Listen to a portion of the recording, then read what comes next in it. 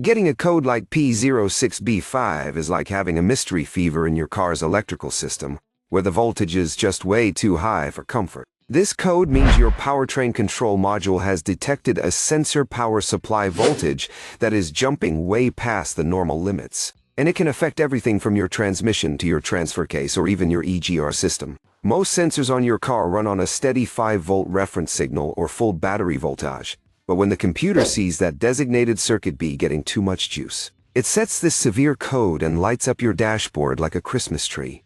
You might deal with a car that won't even start, or maybe it stumbles and sags when you hit the gas. Or the transmission starts shifting like it has a mind of its own with harsh or erratic gear changes. It is a tough one to track down because it covers so many different components. So the first thing you want to do is clear any other specific sensor codes first to see what remains. You will need a good scanner and a digital volt ohm meter to really get to the bottom of it. I highly recommend checking for any blown fuses or shorted wiring that might be touching the battery power directly, because a wire rubbed raw against the frame or another hot wire is a classic cause for a circuit high condition.